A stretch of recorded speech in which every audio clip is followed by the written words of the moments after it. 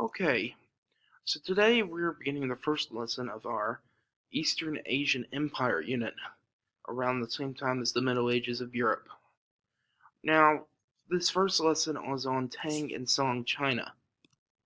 Okay, so let's set the stage. The Han Dynasty collapses in AD 220. No emperor is strong enough to hold China together, and over the next 50 years, more than 30 local dynasties rise and fall. Finally, by 589, an emperor named Wendi united northern and southern China once again. He restored a strong central government under the next two dynasties, the Tang and the Song. China experienced a prolonged golden age. It became the richest, most powerful, and most advanced country in the world. Wendi declared himself the first emperor of the Sui dynasty. The dynasty lasted only two emperors from 581 to 618. The Sui emperor's greatest accomplishment was the completion of the Grand Canal. Okay, this waterway connected the Huanghe and the Changjiang. The canal provided a vital route for trade between northern and southern areas. Um, about 1 million peasant men and women toiled 5 years to dig the more than 1,000-mile canal. Um, Half of the workers died on the project. More will suffer from long-term injuries. But eventually, the peasants assassinate the second Sui emperor after being overtaxed and overworked, and finally, they get overthrown.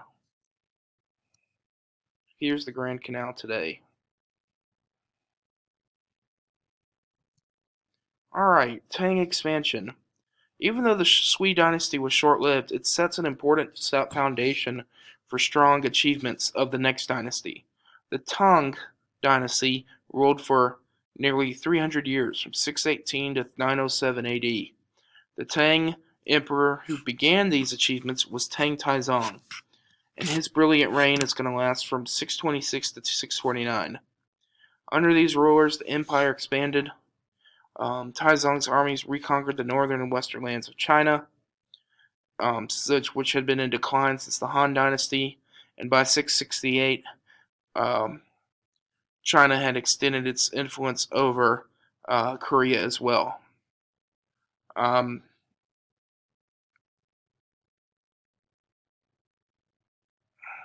the ruler during the campaign in Korea was the Empress Wu Zhao. She's from about 660 on. She held real power while weak emperors sat on the throne. Finally, in 690, Empress Wu assumed the title of emperor for herself, and she's the only woman to ever do so in China. Okay, um, they promote foreign trade. Um, they build a strong central government and control the vast empire to help better control the vast empire. Um, but to ensure that there were qualified officials to run the government, the rulers expanded the civil service examination system. The relatively few candidates who passed the tough exams became part of an elite group of scholar officials. In theory, the exams were open to all men, even commoners. However, only the wealthy could afford the necessary years of education. Okay? And this gave them a more wider experience in government. So here's the Tang Dynasty. Alright, so the Tang Decline. Well, with a huge empire and a lack in government, it needs more money. So the mid 700s, Tang start issuing higher taxes, um, which is really hard on the people and doesn't cover the needed cost. The Muslims also defeat Chinese at Talaz, which helps they lose Central Asia. And then in 907, the rebels sack and burn Chang'an and murder the emperor. So the Tang end in 907. But in 960, an emperor by the name of Taizu reunites China, and he starts the Song dynasty. And he's able to maintain a stable, powerful empire. And by the 1100s, he loses Manchuria to the Jin and only controls southern China. His capital is at Hangzhou. He was a failure militarily, but he was a very good economic leader. He created a strong trade center with the areas.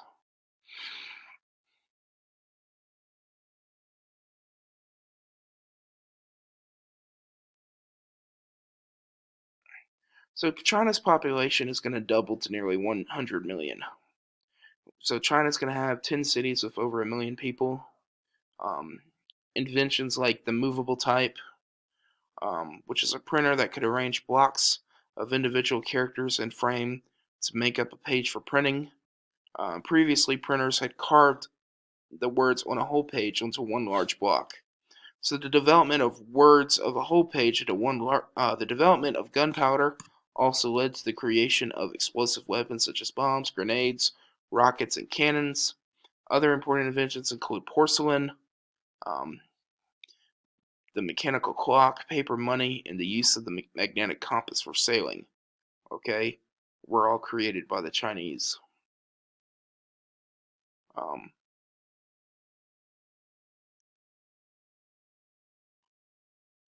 so they also studied advances in arithmetic and algebra, using negative. They created negative numbers.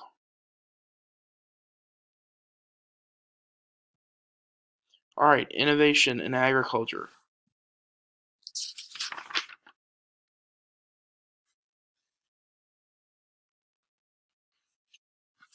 All right, thanks to faster ripening rice, which means two crops per years, um, production allowed rapid population increase. Trade and foreign contact helped the imperial armies guard the Silk Road.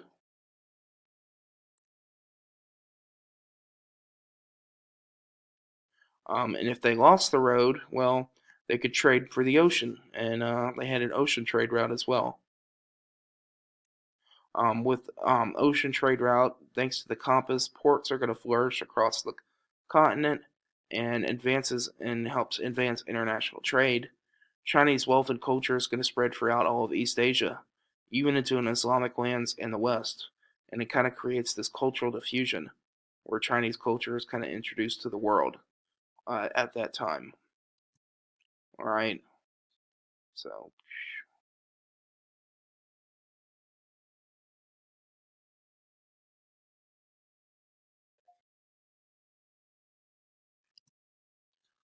prosperity is also going to allow for learning of the arts to explode. So we have two poets that become very popular. We have Li Bo and Tu Fu.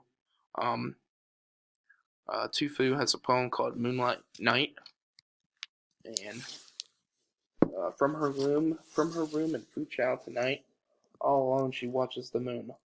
Far away, I grieve that her children can't understand why she thinks of Chang'an.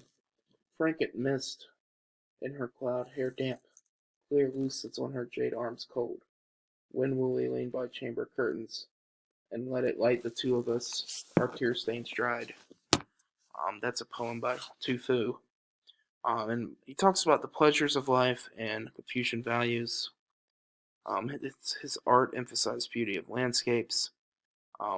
They utilized black ink. They didn't focus on a lot of colors, as you can see here, to different shades of black ink to show art. And that's pretty much true about a lot of artwork in China today. I mean, if you just look at the whole manga industry, it's all white and black for the most part. Changes in society. Society is going to become more mobile.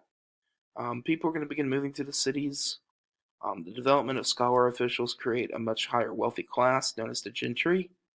The middle class become merchants, artisans, etc., and the lower class become laborers, soldiers, and servants.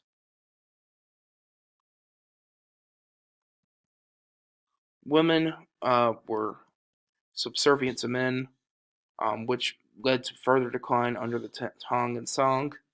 Peasant women forced most equality work to provide for the family, whereas upper class women had feet bound at a young age and became crippled for life.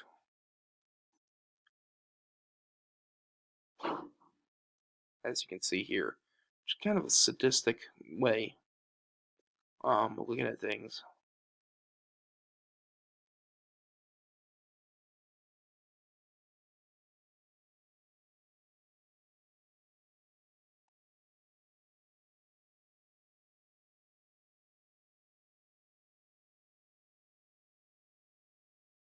But yeah, women who had feet curved like this typically represented their noble status, which is really weird. But anyway, eventually the Song dynasty is going to die as an outside invader known as the Mongols will come in and take over.